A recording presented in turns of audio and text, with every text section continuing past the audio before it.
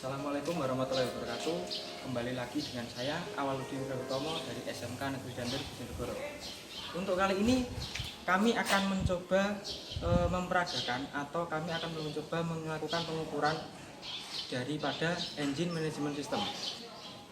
Jadi nanti akan ada dua sensor yang akan kami trouble dan ada dua sensor yang akan dua aktuator dan dua sensor yang akan kami lepas atau kami trouble. Jadi yang pertama sebelum melakukan praktek, yang pertama kita persiapkan dulu adalah buku panduan reparasi. Selanjutnya kita menggunakan lens untuk pembacaan scannernya, lens bermerek X431 Pro. Selanjutnya kita menggunakan job sheet atau buku kerja, jadi sebagai acuan kita untuk memperoleh hasil pengukuran. Lalu tak kalah pentingnya kita menggunakan multimeter atau AVO. Oke. Sebelumnya kita harus membuktikan dulu kondisi kendaraan dalam kondisi normal. Bagaimana caranya? Yang pertama adalah kita harus menyalakan engine terlebih dahulu.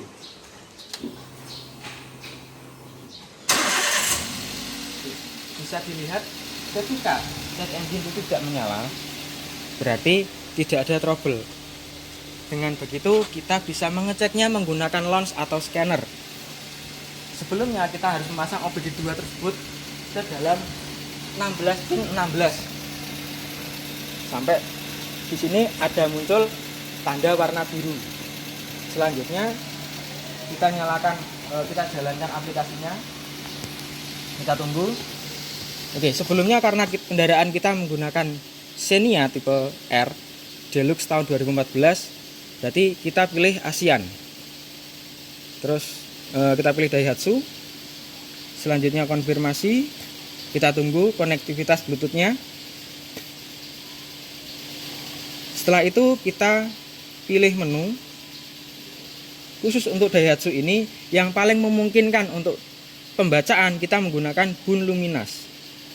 Oke, kita klik saja. Selanjutnya ada dua menu.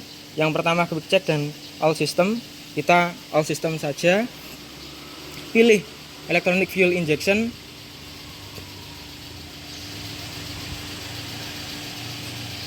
Oke. Setelah itu untuk melihat apa ada trouble atau apa ada sensor yang terlepas atau aktuator yang terlepas, kita bisa melihatnya di read fault code. Ketika tidak ada the fault code cannot be found, berarti tidak ditemukan suatu permasalahan. Ini sudah membuktikan bahwasanya engine di sini masih dalam kondisi oke. Oke, untuk kali ini kami sudah melakukan trouble untuk dua sensor dan dua aktuator. Yang sensor yang pertama adalah OCV, Oil Control Valve. Sensor yang kedua adalah TPS, Throttle Position Sensor. Berikutnya, aktuator yang pertama adalah ISC, Idling Speed Control. Berikutnya adalah kipas cooling fan. Jadi ini sudah kita lepas, sehingga langkah berikutnya kita buktikan menggunakan scanner lens apakah kendaraan ini terjadi trouble atau tidak. Oke. Pertama kita nyalakan dulu kendaraannya.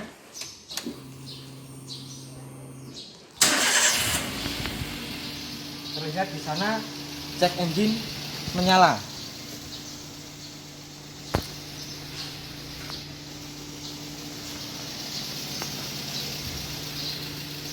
Check engine menyala artinya ada trouble di kendaraan tersebut.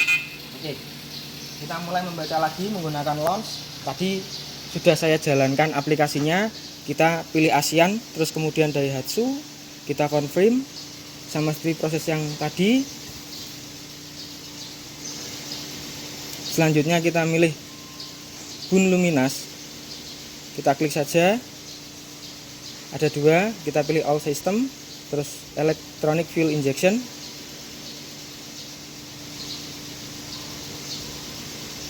Selanjutnya, untuk mengetahui apakah di sini ada trouble atau tidak, kita cek menggunakan read fault code. Oke. Di sini terdapat dua sensor yang terlepas. Yang pertama adalah OCV, Oil Control Valve. Yang kedua adalah Throttle Position Sensor. Oke, jadi yang pertama kali akan kita buktikan, kita ukur adalah OCV dulu. Jadi sebelumnya kita menggunakan avometer digital, kita fungsikan di ohm ya untuk mengukur tahanan, sedangkan range-nya kita gunakan di ohm. Sebelum melakukan pengukuran, kita kalibrasi terlebih dahulu untuk mendapatkan kevalitan hasil. Kita tunggu sampai benar-benar nol. Setelah itu baru kita gunakan. Oke, untuk pengukuran pertama OCV, kita peroleh hasil 8,8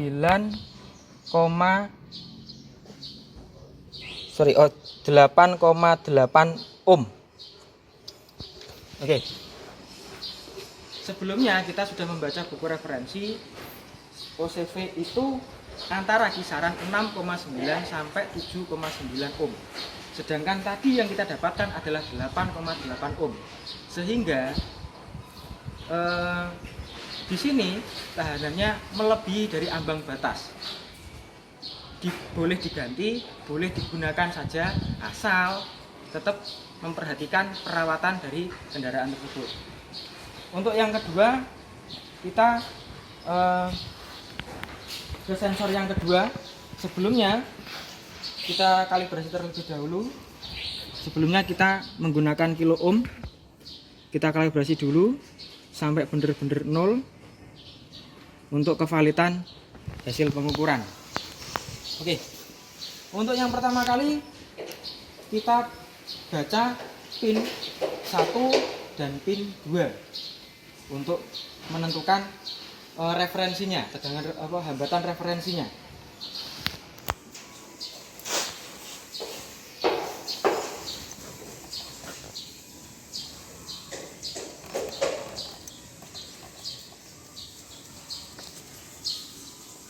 Oke.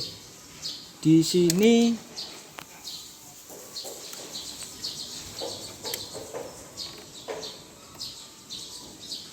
kita mendapatkan tegangan referensinya di 3,4 kilo ohm. Oke. Untuk yang kedua, kita mengukurnya pada posisi dia tertutup. Jadi pin nomor 2 dan pin nomor 3.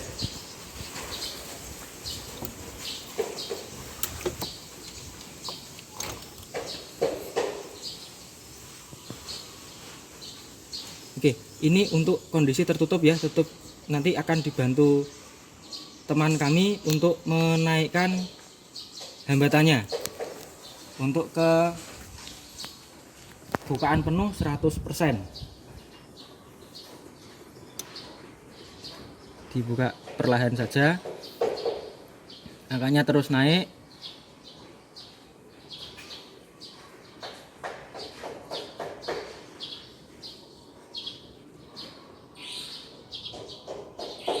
Oke, sampai kita menjumpai di angka 2,8 kilo ohm. Tadi tegangan referensi yang sudah kita dapatkan 3,4.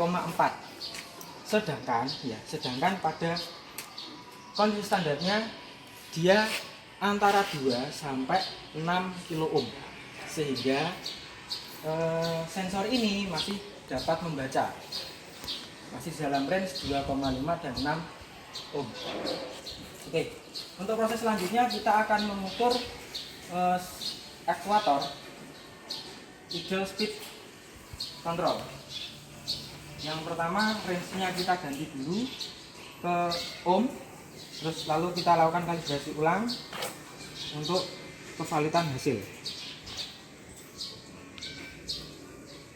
Oke, sudah nol. Yang pertama kita lakukan adalah pin nomor 1 dan pin nomor 3. pin nomor 1 dan nomor 3 didapatkan hasil 51,6 ohm. Oke. Untuk pin berikutnya, pin 2 dan 4, hasilnya tidak begitu signifikan, hampir menyerupai 51,5 ohm. Dan di sini dapat kita tarik sedikit kesimpulan.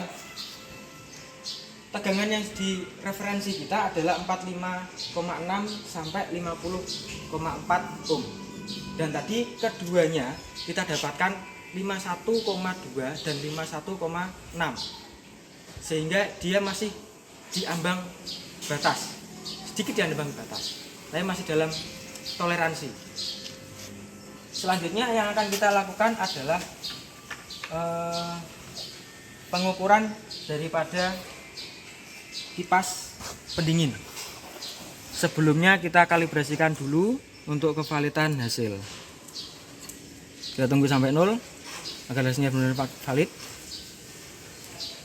Oke, setelah 0 kita gunakan untuk pengukuran.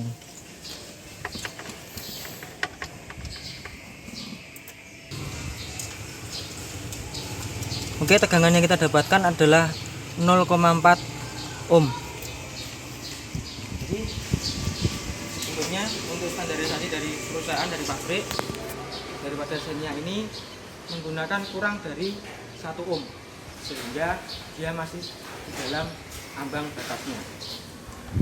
Oke, untuk selanjutnya setelah kita mengukur, setelah kita mengecek terjadi trouble, kita kembalikan dulu sensor dan aktuatornya.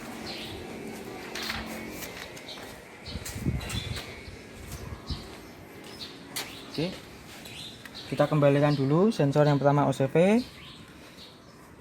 lalu kita pasang soket kembali dari kipas fan-nya, kipas pendingin, lalu kita pasang lagi SCV.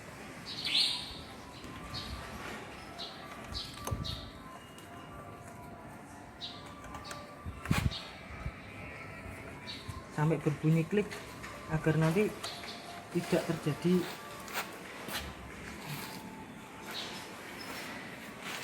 Oke. Untuk langkah selanjutnya kita sudah memberikan tadi bagaimana mengukurnya.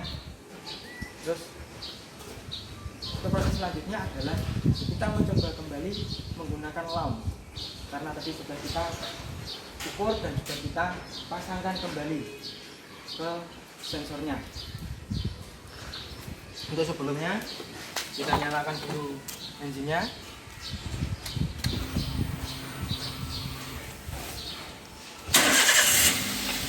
Oke. Walaupun sudah terpasang sensornya dan aktuator sudah terpasang, sudah kita kaitkan semuanya dengan benar, tapi cek engine masih berwarna kuning, masih menyala. Artinya engine ECU masih membaca, masih terjadi kekeliruan atau masih terjadi kesalahan dalam sistemnya, sehingga kita perlu mereset kembali. Yang pertama kita masuk aplikasi saja, launch, sama seperti tadi.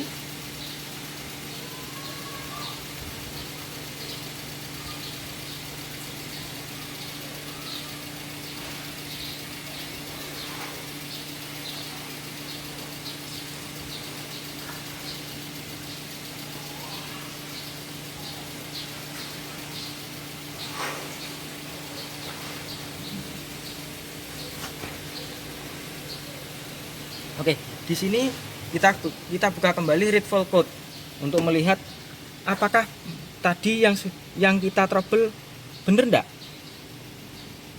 Oke, masih tetap sama. Yang pertama adalah OCV, oil control valve.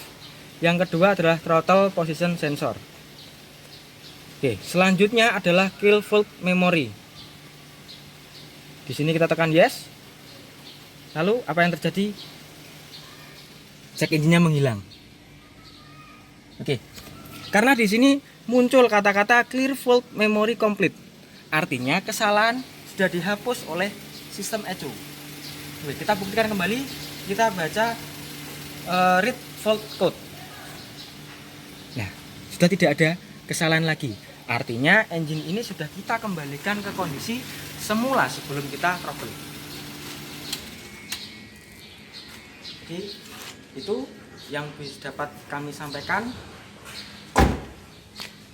Setiap kendaraan menggunakan data yang berbeda dan selalu berpedoman ke buku panduan reparasi untuk servis untuk mendapatkan performa mesin yang seperti halnya standar. Jadi itu yang dapat kami sampaikan. Salam dari SMK Negeri Dander, SMK Negeri Dander, tanggap tangguh tanggon Rengginas.